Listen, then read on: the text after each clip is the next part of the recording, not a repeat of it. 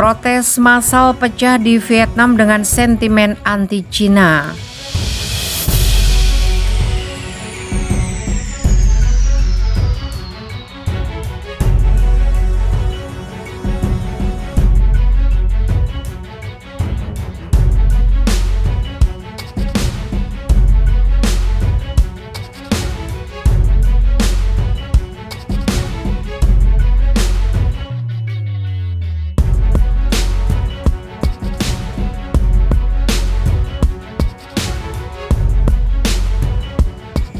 Tidak ada sewa tanah bagi Cina bahkan untuk 1 hari, demikian tertulis pada spanduk yang dikabarkan selama demo anti-Cina di Vietnam baru-baru ini. Demonstrasi Vietnam memprotes rancangan undang-undang yang akan memungkinkan investor asing punya kemampuan untuk menyewa tanah hingga 99 tahun di beberapa wilayah Vietnam. Lebih dari selusin pelaku demo anti-Cina di Vietnam ditahan di Hanoi pada hari Minggu setelah demonstrasi menentang zona ekonomi khusus yang diusulkan yang berpotensi menguntungkan investor Cina. Selain di Hanoi, demo anti-Cina di Vietnam juga dilakukan di kota-kota Vietnam lainnya termasuk Ho Chi Minh City, memprotes rancangan undang-undang yang akan memungkinkan investor asing kemampuan untuk menyewa tanah hingga 99 tahun di Van Don di Provinsi Hoang Ninh, Bas Van Pong di Can Hoi Provinsi dan Phu Quoc di Provinsi Kiên Giang. Beberapa pengunjuk rasa demo anti-Cina di Vietnam membawa spanduk anti-Cina termasuk satu yang mengatakan tidak menyewakan tanah ke Cina bahkan untuk 1 hari. Rancangan undang-undang yang diajukan kepada Majelis Nasional 487 anggota bulan lalu telah menimbulkan kekhawatiran bahwa jangka waktu sewa 99 tahun dapat menimbulkan ancaman terhadap keamanan nasional. Sebagai tanggapan, Perdana Menteri Nguyen Xuan Phuc mengatakan kepada media lokal Kamis lalu bahwa pemerintah akan membuat pengurangan yang sesuai untuk periode sewa tanah setelah menerima umpan balik antusias. Pada hari Sabtu, Majelis Nasional diminta untuk menunda pemungutan suara atas rancangan undang-undang untuk memberikan perdebatan lebih lanjut tentang undang-undang. Dan pada hari Minggu, umpan balik yang antusias kemudian memanas menjadi protes jalanan. Sementara hukum Vietnam saat ini memungkinkan untuk persyaratan sewa lahan hingga 70 tahun.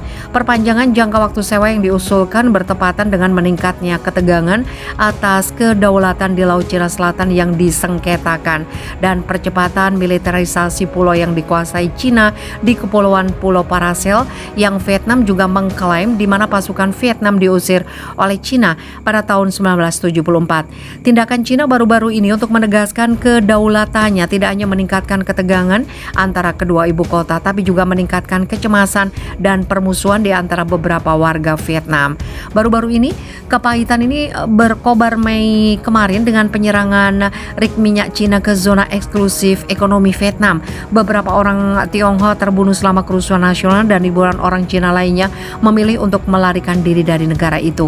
Sikap Vietnam terhadap Cina ditempa di tengah berabad-abad hidup di bawah kekuasaan dinasti Tiongkok dan ketakutan atas investor Cina yang menguasai atau memiliki tanah Vietnam telah tumbuh dalam beberapa tahun terakhir bersama dengan kekuatan ekonomi Cina dan jangkauan global.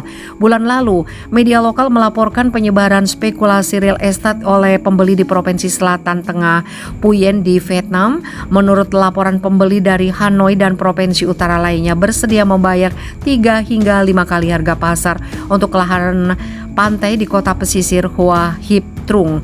Tran Dih Quy, anggota dari Asosiasi Real Estate Nasional Vietnam, percaya bahwa sekelompok perantara profesional adalah memanipulasi harga tanah dengan mengirimkan pembeli palsu ke pasar, menipu penduduk agar berpikir bahwa tanah mereka berharga dan harga akan terus berlanjut untuk melambung. Yang lain takut membeli Cina menggunakan Vietnam lokal untuk membeli properti tepi laut di sepanjang pantai Vietnam. Fotimi, seorang penduduk Hoa Hip Trung, berkata bahwa seorang pembeli menawarkan untuk membeli tanahnya hampir 3 kali lipat dari tarif pemerintah, tetapi kekhawatiran jika ini tidak lain adalah penipuan dan mendengar bahwa orang-orang Cina berada di belakang negeri ini membeli kesenangan.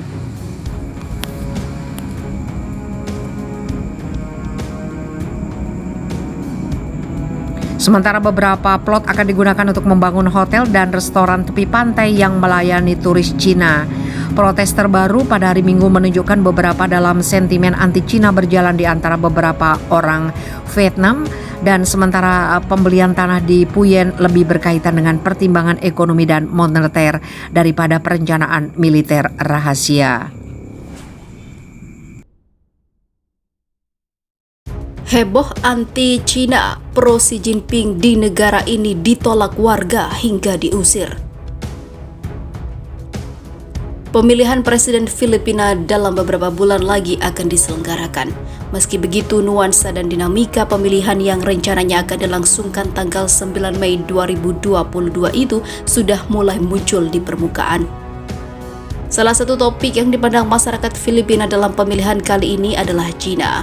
Negeri Xi Jinping memiliki rangkaian ketegangan dengan Manila, terutama perihal klaim di Laut Cina Selatan. Analis politik Amador Research Services Pisces Lauren Vergara berpandangan bahwa masyarakat Filipina sebenarnya cenderung kurang simpatik dengan Cina dalam perihal persoalan ini. Ia menyebut calon yang maju dalam pemilihan mendatang harus menunjukkan bahwa sikap pertentangannya terhadap klaim Beijing atau anti-Cina. Presiden Filipina berikutnya harus menjauhi sikap kalah yang ditujukan oleh kepemimpinan saat ini dan lebih tegas menentang klaim Cina, tulis Vergara dalam laporan bulan Desember yang diterbitkan oleh Asia Society Policy Institute dikutip CNBC International. Banyak orang di Filipina semakin skeptis terhadap pemulihan hubungan dengan Cina. Jika itu berarti menyerahkan klaim atas beberapa ataupun berbagai fitur maritim yang disengketakan. Vergara juga memberikan contoh nyata terhadap hal ini. Ia menyebut bahwa selama Manila dan Beijing beradu klaim di LCS, ada beberapa proyek eksplorasi migas Filipina yang diharuskan untuk tidak beroperasi. Ini memiliki dampak serius bagi kemampuan negara untuk mencapai ketahanan energi karena sumber utama gas alam untuk pasokan listrik Malampaya hampir habis, kata Vergara. Sementara itu, dalam kesempatan yang berbeda, lembaga pemikir internasional Crisis Group mengatakan bahwa Presiden Filipina berikutnya harus memiliki arah diplomasi yang melibatkan tetangganya terkait konfrontasi teritorialnya dengan Cina. Hal ini untuk mengurangi kemungkinan agresi militer yang sangat besar. Tidak satupun dari langkah-langkah ini akan menyelesaikan sengketa maritim yang semakin mengakar, tetapi mereka dapat membantu menjaga risiko rendah bahwa insiden di laut akan meningkat menjadi konflik, tulis lembaga itu. Sejauh ini ada beberapa calon mengikuti kontestasi Presiden Filipina. Salah satunya adalah Ferdinand Marcos. Putra diktator Ferdinand Marcos itu memimpin ajak pendapat terbaru tentang pemilihan presiden di mana ia disebut-sebut memiliki popularitas sebesar 53%.